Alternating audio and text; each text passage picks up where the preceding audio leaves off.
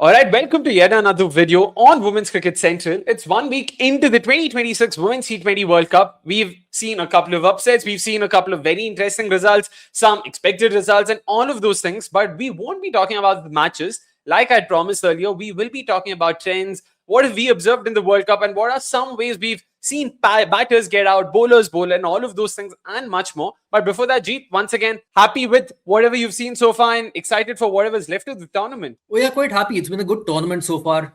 Fairly enjoyable games. Some of them, of course, being expectedly one-sided, but a couple of games really threw me off guard because I was not expecting the sort of result that the game would have generally given. But it's been a good World Cup so far.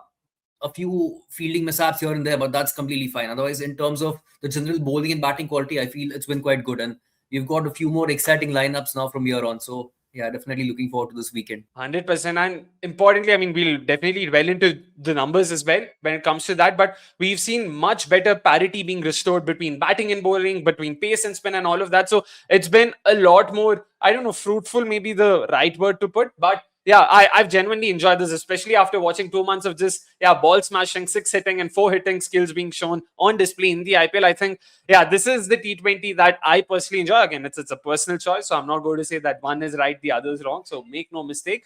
But yeah, let's quickly move into what we have in mind. Jeet, so the idea, of course, is we will talk about a couple of batters, a couple of matchups that we've observed and how exactly have they been targeted. And importantly, what exactly goes behind the planning for dismissals for batters. So let's take it away from there. Yeah, so I'll start with the battle that took place in the initial stages on the first few games of the tournament, which was between Australia and South Africa. I've been harping about the fact that South Africa should have never played those unofficial warm-up games against Australia, and there's a good reason for that. Look, it's just about not giving Australia any advantage, and especially when you know that you'll be facing Australia in your very first game of the main tournament, you want to keep your advantage to yourself. You don't want them to get used to a Shabnam Ismail or Marzan Cap or expose your batters, because they know how to work on that. They know how to fine-tune the minor things and come up with better plans. And that's exactly what happened when Sophie Molineux went up against Sune. So it's something that I watched live, when they were having the spider cam before the first ball was being bowled. I was just checking some of the field sets. And for Sophie Molineux, I just observed this particular pattern. So this is right before the ball one and from the spider cam. And you can see Megan Shute over here third. She was probably on a substitute fielder for, I'm just guessing, Phoebe Litchfield, because she was having an injury and she's unfortunately out of the next two games as well. So I'm assuming she was on for her and she was over here at third. Now, what you don't see over here is that there is Sophie Molineux who's waving her arms over to Megan Shute, just move across a little bit. And whilst all these things are happening, Sune is looking in that direction and seeing what's actually unfolding over there. So Megan Shute places herself at third. And she just thought that, Sophie Molineux is asking her to move a little bit finer, but that is not the case. Now have a look at this again. Beth Mooney and Sophie Molineux is not on the camera, are asking her to just vacate the third region entirely and move towards fine leg. Just have a look. So she goes over there, which means the entire third region is completely empty. Now, if you check the field over here that they had, you can see Megan Shute having moved to fine leg, and they had these two outfielders at deep square leg and cow corner. Now, these two places are Suneli's hotspots. She likes to hit the boundaries over there with her conventional sweep shots or slog sweeps as well. But if you observe the offside over there, they just had the four fielders over there. Beth Mooney was, of course, up to the stumps. But from Beth Mooney to the backward point region, there was a massive acreage of land that was available with absolutely no protection whatsoever. Now, just having a look at what Molineux ended up bowling to Suneli's, having that vacant third region. Now, let's not forget that Sune prefers the leg side, and she has primarily become a back foot player against spinners. Now, her go-to shots, she's got the cut shot, she's got the opening the face of the bat and using the pace sort of a shot, and she has got the reverse sweep as well. The unorthodox in reverse sweep, of course, being her primary go-to option. So, Sophie Molineux started off bowling tighter lines. Have a look at this.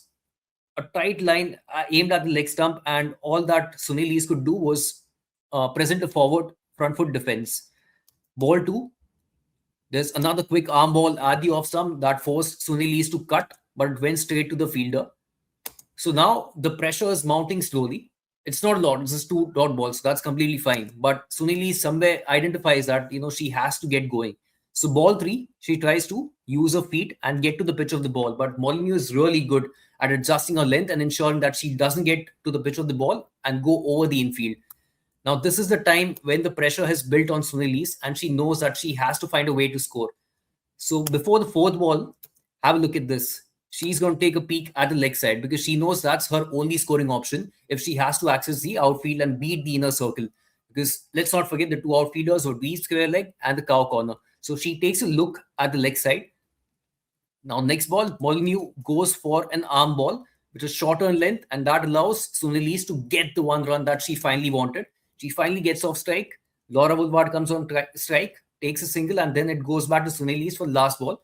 And Sune Lees yet again takes a look to the leg side because now she has identified that if she wants to take a single or if she wants to find the gap and find the boundaries, then I think leg side is the only place where she can go. So she takes a look at it again. And now you'd have Molineux again go for that short delivery at the stumps. Arm ball gripped a little, but it catches Sune Lees on the back foot and she's done for. So if you look at the beehive, it's not the accurate beehive, it's just a random plotting just to give you an idea. But if you look at the deliveries, and most of them were aimed at the leg stump. So what it ensured was that Sune Lees never got the width. The lines were so tight that she couldn't afford to hit those reverse sweeps that she likes. Australia would, of course, have liked her to play those shots and they were more than happy. But let's not forget, it was a higher risk shot, which you don't really want to play when you're chasing 170 odd against a team like this. So she gave absolutely no breathing room to her. Now, let's not forget that those two warm-up games that South Africa played against Australia, the unofficial ones, in both these games, Molineux got to ball to Sune Lees with the new ball, and one of the games she dismissed her as well. So while it's completely open to interpretation or it's just my speculation, but I still feel that this sort of an insight was probably taken by Molineux from those two warm games, and she actually implemented it in Game 1 of the T20 World Cup. Now, the third fielder is generally a little bit common for those spinners who are slow through the air and get a bit of grip as well. And for those like Fran Jonas or Lindsay Smith, you generally not have that fielder. But Molineux has the ability to mix her pace and mix her variations as well. And if you think that that is the only tactic or she didn't have a third only for Sune Lees, then I think you're wrong about that. Because for Woolward, she did have a third in place. She went for a 5-4 field, which basically means there were 5 fielders on the offside and 4 on the leg side. She had plugged long on and cow corner, again, 2 major hitting spots for Laura Woolward when she wants to hit it big and wants to clear the ropes.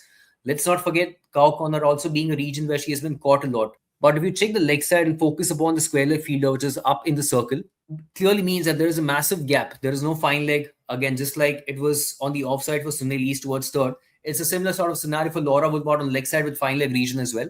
With Laura Woolward not being somebody who sweeps a lot, it's a shot that's work in progress for her. She tried that against Pakistan as well, but she was dismissed.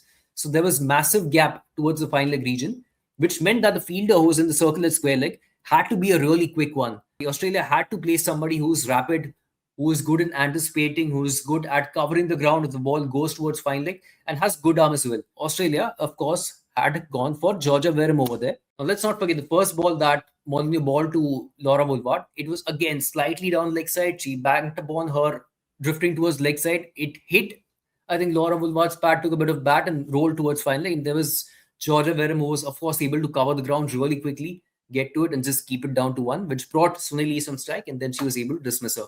So I found this tactic very interesting. It's again open to my speculation, but I felt it was a very, very smart move and an input that they were able to squeeze out of the two unofficial warm-up games.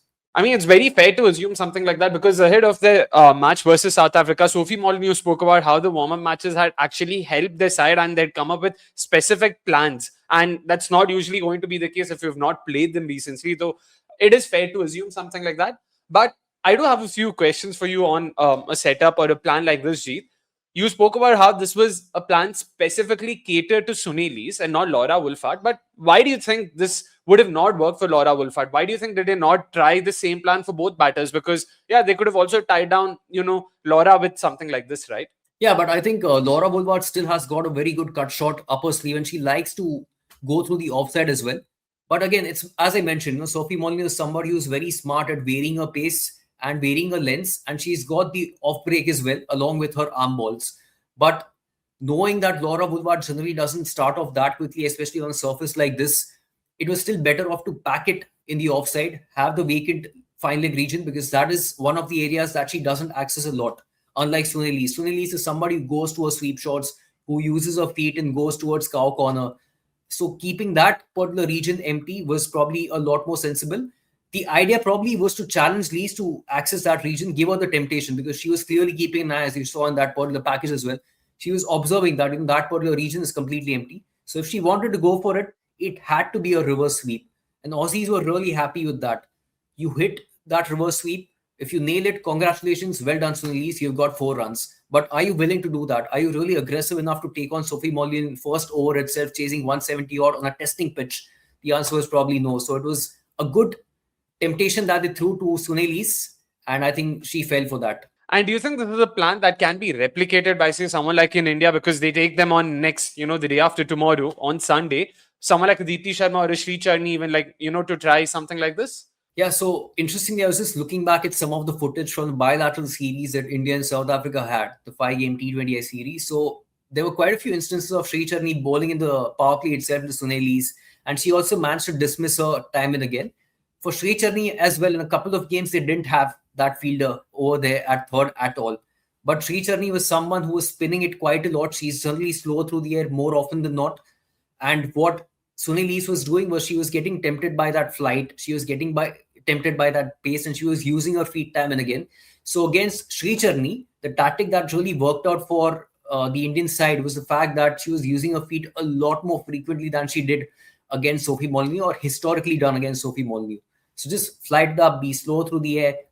Let's not forget these are used pitches, so those slower deliveries are going to grip a touch. She does that, you can probably beat her on the outside edge with your turn and get her stumped. I mean, we've spoken only about how Sune can be dismissed, but looking at this from her perspective as well, like as a batter, this is something that's being, deployed against you. Then what does she do? How do you think can she negate a setup like this? Just take singles? Is that the only option? Yeah, probably. Look, you want to start off fairly safely, and you could see that she was trying her level best as well. We can't really fault her for that, because you have to be quick to process these sort of things. It's easier for us to just look back at this and just analyze it the way we want to and think of it as a very nice tactic, but it's really difficult in real time. You have to process so many things, and this could be something that she may not be used to. So probably the best option was actually what she did on ball number 4, where she just stayed back and pulled the ball towards the leg side, where there was ample of empty area and open ground with just 2 outfielders over there. So you're probably better off, at least in the first over, to be really cautious and just hit it to that outfielder, take a single, get off strike.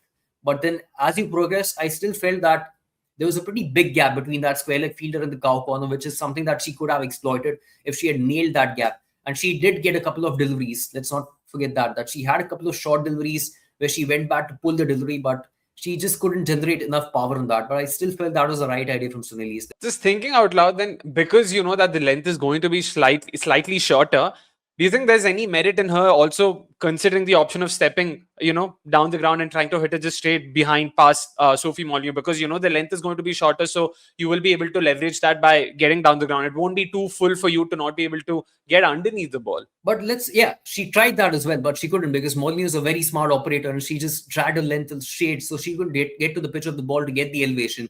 So she tried that, and I think that was a smart call as well from Sunil, because you don't want to get predictable and you don't want the bowler to dictate terms. So she was just trying to throw her off her lengths, just use her feet, and then just hope that she drags the next ball down, which she did.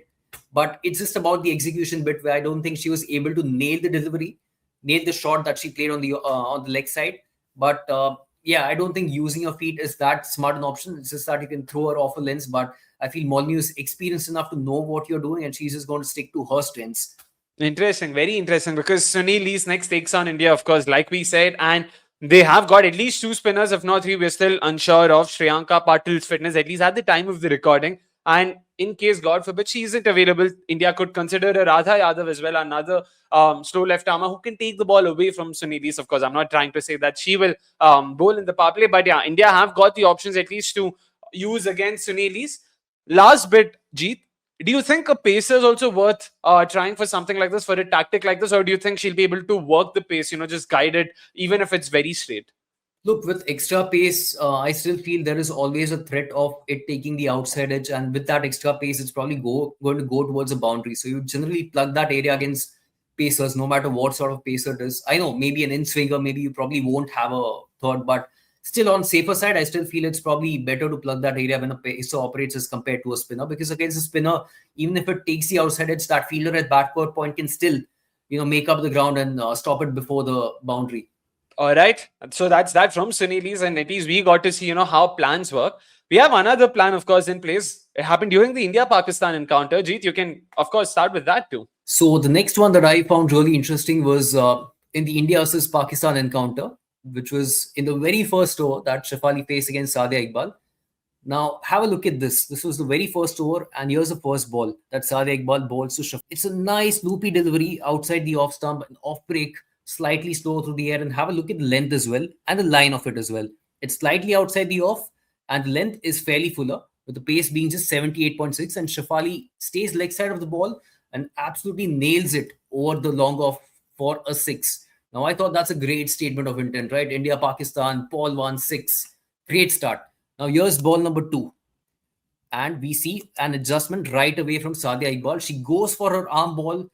She follows Shafali and cramps her up. Not to forget, Shafali also ends up making the room, because ball 1 led to her feeling that I think that's probably the correct way to approach, of just giving herself some room and accessing the offside with the infield being up. The second one was a lot quicker, cramp Shafali up, bowled at 80 kp. Now here's ball number 3. The same thing happens. Another arm ball, slightly shorter of length, and this one drifts in even more sharply.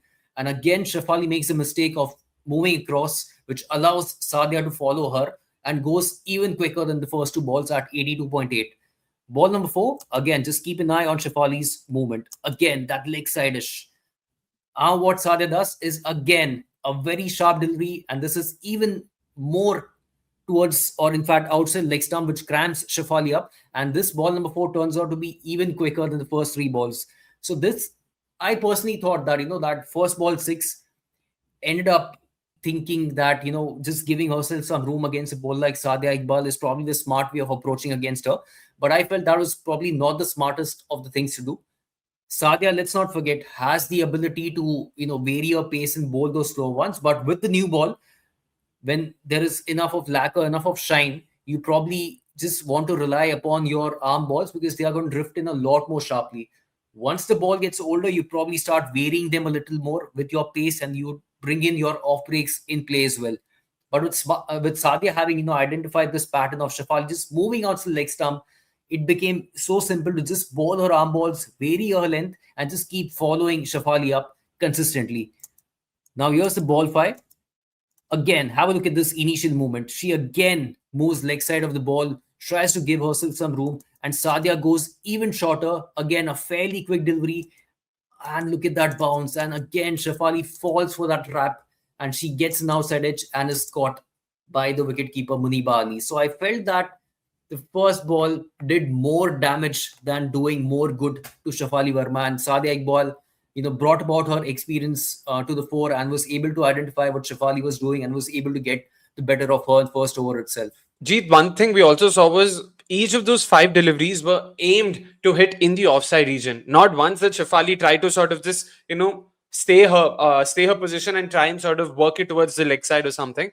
How much of it was down to the field? Once again, if I'm not wrong, there were 2 fielders in the deep on the leg side. It was the vacant spaces, or there were no boundary riders on the offside. So how much of that also would have played a role here? Look, it does play a role, the kind of field sets that you have, but sometimes with Shafali, you have noticed that the 2 outfielders don't really matter. Say, for example, if you have a fielder stationed at long on, it doesn't matter to Shafali. She's still going to go for it. And that's perhaps also one of the key reasons why we often see her holding out at that long on region time and again. So I don't think the field mattered so much. Of course, it plays a little bit of part, but what I've noticed with Shafali is that this is her go-to approach against those left-arm spinners who take the new ball or bowl in the power play. Because let's not forget, we had a bilateral series against England as well, and Shafali faced Lindsay Smith over there. But against Lindsay Smith, it made a lot more sense, because we know that she's generally a little bit fuller and she doesn't have any variations. She's just going to keep hammering away at that off-stump line or outside the off-stump line and get that drift working in her favor. So Shafali over there could expect what Lindsay is going to bowl, and she's not somebody who generally follows the right-handed batters, if they are making room. She's just going to stick to that same middle north line and just keep hammering away at a length or going fuller. So against a bowler like Lindsay, it probably makes a lot more sense. But against Sadia, who's a lot more taller and is not that round armish as compared to Lindsay, you have to be a lot more careful, because with Sadia, we got the line adjustment and we got the length adjustment as well. So I'll tell you one thing that Lindsay Smith did. Lindsay Smith, as we mentioned, out of the six balls, we'll potentially have all the six balls that will be arm balls, drifting back into the right handers. So her way of adjusting was changing the angle altogether. So in one of the games, in the first two games or the first three games that she played, Lindsay Smith was taken apart by Shafali Verma with the same approach. Make room, go outside the leg stump and access the offside, go over mid-off fielder, go over covers. So in match number 3, she came out with a plan, did Lindsay Smith. After the initial ball, where she was hit for a 4 or 6 by Shafali, she went over the wicket, a different angle altogether. And that's where I felt that Shafali never adjusts. She has a clear plan in her mind that, no matter what length or what angle a left arm pacer is operating from, I am going to make room outside leg stump and go over the offside. So when Lindsay Smith went over the wicket to Shafali Verma, first one was at the body, it was slightly down leg side. But the second ball, again, it was fairly at the stumps, but Shafali again made that mistake of moving outside the leg stump and trying to go over the offside. And she couldn't hit it because the angle was really tough to execute that sort of shot, and she was caught at backward point. So certain bowlers who don't have this variation of going to their off breaks, which Sadia Iqbal does, but Lindsay doesn't, I think that over the wicket angle can come in really handy. Interesting that you spoke about how, field sets don't necessarily matter because, Shafali has a certain way of playing and she will stick to that. You also spoke about, a plan like this makes sense when it is a Lindsay Smith or a Sadia Iqbal, a kind of bowler, who someone who tends to stick to those arm balls, so to say. They next play South Africa. Once again, keeping that match in mind, slow left armer that South Africa possess, or rather they have two, but the one that I can think of is Naukululeko Malawa, because let's say the other is not going to be effective enough, just being biased. But jokes apart, so Malaba, not again your typical conventional power play bowler in the sense that she doesn't really bowl a lot of those arm balls that drift in, but she's someone who varies her pace beautifully. So do you think someone like her also stands a chance versus Shafali with a plan like this? Yeah, Malawa does, but the problem against South Africa is entirely different, because we know South Africa is a team that's a lot more reliant or backs the pacers to get the job done in the power play. So whenever Malawa is introduced, it's generally after the power play. So she also does go to her, arm balls, but as you mentioned, the way she changes her pace is absolutely sensational. So the challenge for Shafali is going to be very different in that particular game against South Africa. I know it's at the Old Trafford again. Maybe we will have a use surface again, but the fact that there is a Marzan cap, there is a Shabnam Ismail, and there is an Ayabong Khakha to contend with, Shafali's challenge is going to be entirely different against South Africa. If she is able to negotiate these pacers, then we get into that Malaba territory where Shafali will have to find a way. But I still feel that against somebody like Malaba, at times she's too slow. So it could probably still work in Shafali's favor. But again, like I said, getting out of the power play unscathed is going to be Shafali's real challenge against South Africa. Now, from Shafali's perspective, once again, Jeet, what other shots then can she do? Like, what else? Like, what adjustments could she have made? Because we saw that time and time again, she tried to be leg side of the ball and access the offside region. Any merit in just, once again, just standing her position and try and work it on the leg side or something else? Yeah, probably best to be still in the crease and not move around so much. But if she is somebody who prefers to move around, because if that is something that helps her, that trigger helps her get into a certain shot, then I feel that it should not be movement only, in one particular direction. She should not be giving herself, room and moving outside leg stump, because then becomes really predictable for, just as we saw, it became really predictable for Sadia to plan, just follow her. It became that simple to just cramp her up. So for Shafali, she can always move outside the off stump and then target the leg side. That's also an option that she has got, because then with the drift coming in towards her, she can always use it to her advantage to access the leg side, which is something that she should probably look into, rather than being hell-bent on just targeting the offside just because there are no fielders at the boundary in that particular region. All right, so there you've heard it. You now know exactly how Shafali Verma was targeted, and you can also expect a similar plan, when they take on Australia, later Bangladesh, and of course Australia in the reckoning. So each of these opponents have not, barring South Africa to some extent, they have these options who can, come up with or replicate these plans. So it'll be interesting to see what counter-attack does Shafali come up with to ensure that she doesn't get dismissed in the same manner going forward in the World Cup. So that was that when it comes to matchups. We, of course, wanted to talk about a couple more things. Once again, like we said, we will not be talking about any match-specific stuff. But talking about the conditions that we've seen so far, Jeet, what have you observed so far? It's not just the venues, but what I found really fascinating is that the venues where we've had the 10 or 11 games so far, it's the center wicket that's been used, but that center wicket has been used for each game. So we've never had a change in pitch in these games, which means that we are playing on the same pitch over and over again. So what it has led to is that, even if these are hybrid pitches, they are still bound to get slower at some stage, when there are so many games that are being played upon that. So I felt that, the pitches are getting slower and slower because we are using the same script for each game. We had that at Edgbaston, we had that at Southampton as well. Leeds just has had the one game that has taken place, but I'm sure the other games will also happen on that same pitch. And the same thing we've had at Manchester as well, with the same strip has been used and it has just gotten slower and slower. If we continue going towards that same particular direction of using just that one pitch, then I think it's just going to get slower and the spinners are going to have a massive role to play, in the second half of the tournament. But if we are going to have a little bit fresher surfaces, then I feel we'll have a lot more parity with the batters enjoying a lot more. Let's not forget we have just had a couple of games at Leeds, and that also happens to be a venue which historically is the best for the batting in England. So I still expect quite a few high scores over there. But for the other venues, I think it's going to be still interesting in terms of who comes out of the top, out of the batters and bowlers. Yeah, that's definitely going to be the case. Something we've spoken about even during the tournament review. As the tournament progresses, you will see spinners come a lot more into the fray. But it's not that they haven't already been in the fray. Something that, Jeet and I have been discussing off air as well. We have spoken about how spinners in general play a much bigger role in women's cricket, and that's once again been out there for everyone to see, even in a World Cup that's being played in England. So when you look at the over split, 52% of the overs have been bowled by spinners as opposed to 48%. Once again, almost parity there. So there, the difference or the gulf isn't still just as vast. But when you look at run rates and when you look at balls per dismissal, importantly, there's a slight difference creeping up right now. So spinners have gone at 7.1 runs per over as opposed to pacers who've gone at 7.8 runs per over. And when we talk about balls per dismissal, spinners are at 17.4 while pacers right now are going at 17.6. If you see, the difference isn't a lot. And it has to do with last night's game, which was, of course, between Pakistan and South Africa. Fatima Sana came up with a brilliant spell, or else before that, there was a decent gulf already building. Spinners were at 16 balls per dismissal.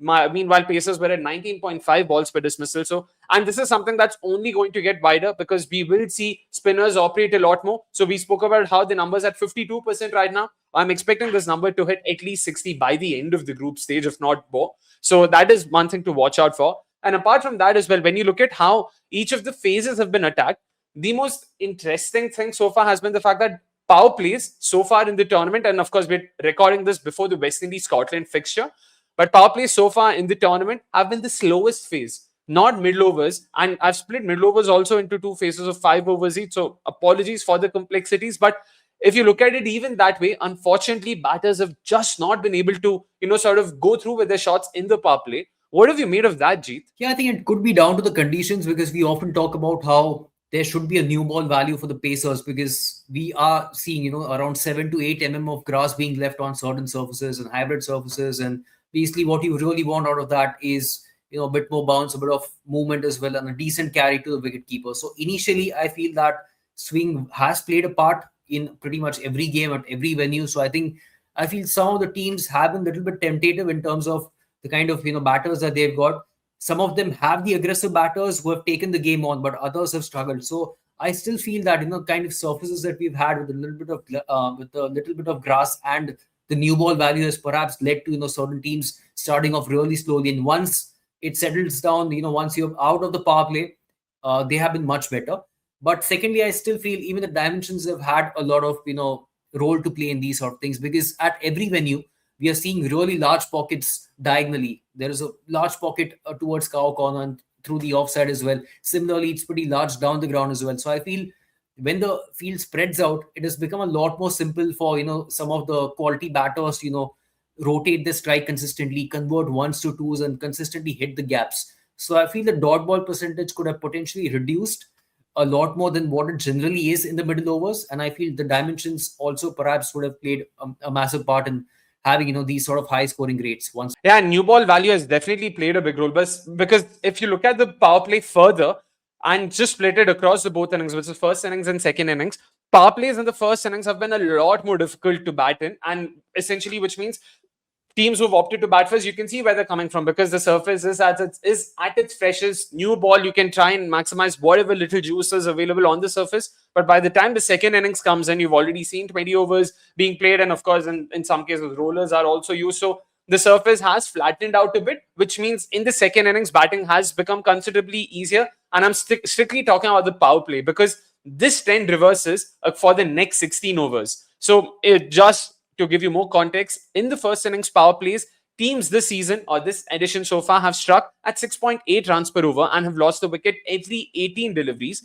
This number goes up to 7 runs per over in the second innings, and they've lost the wicket only once every 26 deliveries. That's roughly about a 30% jump. So you can see that teams haven't lost that many wickets in the second innings when it comes to power plays as opposed to the first innings. But like I mentioned earlier, this trend completely reverses across phases in the first innings. So that means batting in the first innings for middle overs 1, middle overs 2. For the uninitiated, middle overs 1 here refers to 7 to 12, the 5 overs right after the power play. Middle overs 2 refers to overs from 12 to 16, which is the 5 overs preceding the final 4, which is the death overs, of course. And once again, the numbers are there for everyone to see. In fact, the starkest difference when it comes to first innings and second innings can be seen in the latter middle overs phase, which is from overs 12 to 16. In the first innings, batters have struck at 8 runs per over and have lost a wicket once only every 23 deliveries. In the second innings, the run rate comes down to 6.7 and they've lost a wicket every 11 deliveries. That's almost half. And that just goes on to show, how much more difficult it's been. One, of course, reason for that has also been that a lot of the relatively weaker teams have invariably had to chase, which has meant a lot of them have lost a lot of top order wickets, which means you're invariably are only stuck with the tail to bat in the middle overs, which means they invariably end up losing their wickets too. But Jeet, once again, when you look at these trends, especially the fact that first innings or run scoring in the first innings overall has been a lot more easier than in the second innings, it is par for course, right? We always see this in women's cricket. Like, you don't have to chase as much as you have to in, say, men's cricket. Yeah, I still feel that, the pressure factor is a lot more in women's cricket when it comes to chasing. So it may not necessarily be a very high chase of 190 or 200 regularly, but even a 140 or a 150 chase can also be really testing for some of the teams. And I think the game between South Africa and Pakistan was another such example where it was not such a high score. Let's not forget Pakistan were 50 for 8, and from then they were able to add a lot of runs and end with 120 runs. But those 121 runs were not so simple for South Africa to get. The reason, A, the pitch, B, the pressure. These two things, I feel, have a bigger role to play in women's cricket. There is nothing wrong about that because it's still an evolving format in women's cricket. We don't have so much of franchise cricket that is taking place in the women's category. So it is going to take some time for them to get accustomed to this sort of a pressure. But I still feel, some of the pitches have been getting ridiculously slow as the game has progressed. So, when they have a lot of runs to kind of chase in the second innings, they are trying to attack right from the get-go in the power play, but they are, like you mentioned, they're ending up losing quite a few wickets, which means that the pressure just keeps piling on. But you are in a situation where the required run rate is so high that you cannot stop attacking. You have to go after the bowling. You have to get those boundaries. And as the resulting factor of that, you are going to lose wickets. So I feel that's the reason that we see such a massive disparity between the first innings and second innings. Another very interesting and an insight that also makes me excited is when we look at strike rates. Something we spoke about in the tournament review was the fact that how historically women's cricket has not really been a very high scoring sort of form of the sport. And when we look at previous tournaments, in fact, we also spoke about how the 2024 edition saw the tournament strike rate end at less than 100. The tournament strike rate stood at 98 last time around. But we were expecting things to change significantly this time. And we were fairly certain that this would, in all likelihood, be the fastest scoring tournament ever. And I'm very happy to say that that is the case, and by leaps and bounds. So before the 2026 edition, the highest ever strike rate seen in a tournament was in 2023, and that was 107, apologies. And before that, it was at 102, which was in the 2020 edition, which was played in Australia. Jeet, do you want to wager a guess? What's the tournament strike rate at right now?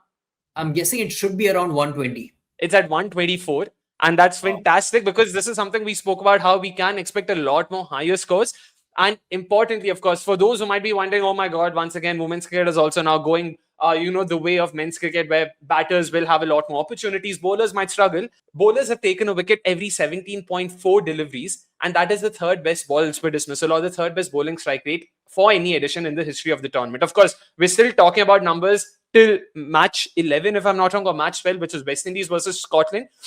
And I don't think these numbers will change drastically as the tournament progresses, because, like we've been speaking, the surfaces will become more tired. Spinners will come into play, which means we will see a few more wickets also being going down the bowler's route. So that's genuinely very good for the sport, which means we've seen more wickets being taken, more runs being scored, importantly, more boundaries being scored as well. Because when we look at boundary percentage, when we talk about T20 World Cups as a whole, the number stands at 10.7, which means only 10.7% of every delivery bowled till the 2026 World Cup had gone for a boundary. And that number right now in this edition alone stands at 14.6, which is nearly 50% more than the tournament average. And if you look at the highest ever boundary percentage, it is 12.9, which was in 2023. Once again, that number has already been beaten. And how?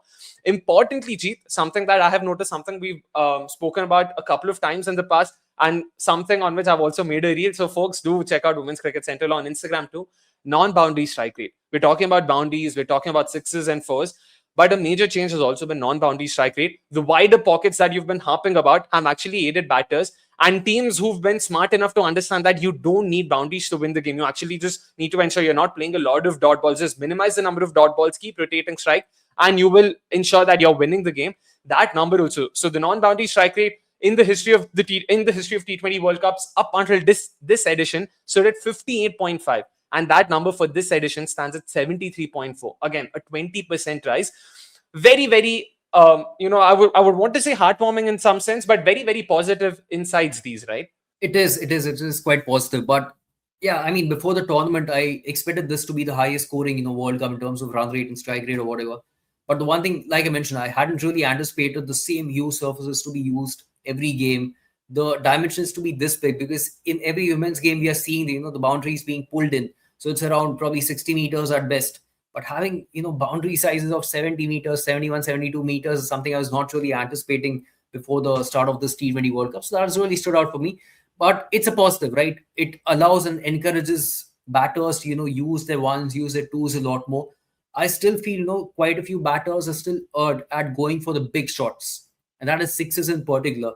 Now, let's not forget wind also has been a factor at most of the venues, with the winds hitting over 20 kph. So with these massive dimensions, and so many of these players also not used to these sort of wind factor, because we don't get a lot of that in the subcontinent, but it's a lot more prevalent in those sort of conditions over there in the UK. So that's been something different. So I still feel that some of the batters have erred, when they have gone for the big shots, because they've held out right at the edge of the boundary. It could be 70 meters, and that could be a six at any other ground, or even at that ground, the boundaries were in. But it hasn't gone all the way, and they have been caught at, long gone or at whatever boundary. So I still feel, if there are batters who are really driven by the fact or are cognizant enough of these boundary sizes, then they'll try to get, those sixes out of their way. Just hit ones, look for twos, hit those gaps and look for fours rather than sixes, because those sixes will probably end up, being caught in the rope rather than, crossing the rope. So it's been a quite interesting one. Yeah, and it's very heartening to see that despite, longer boundaries, the boundary percentage for this edition has been the highest ever. So which means that despite, of course, it being a lot more physically taxing for batters to go after boundaries, they've still done that. And not only done that, they've also executed that with great aplomb. So fingers crossed, these numbers only continue to go up. And when I say these numbers, not just batting, I'm also referring to bowling numbers, of course, because we all want to see the sport grow and not just one part of it. But I guess that's that from this video. It's been great talking about a lot of matchups, a lot of insights. And yeah, we will be back, of course, on Monday, where we'll review each of the games. And next Thursday, once again, we'll be talking about something analytical, technical, trends, whatever that comes our way, we'll try and dissect that. Until then, it's a goodbye from both of us. And before I forget, please do check out Jeet's profile on Twitter. So I think it's changed to Jeet V now. So it's Jeet V Women's Cricket. So I don't know, from what I remember, that's what the profile says right now. So Jeet, you better have a look at that. And of course, do follow Women's Cricket Central on YouTube, on Instagram, and follow at @cricketby while you're at it on X too. Until then, it's a goodbye from both of us. Take care and watch out for Scotland.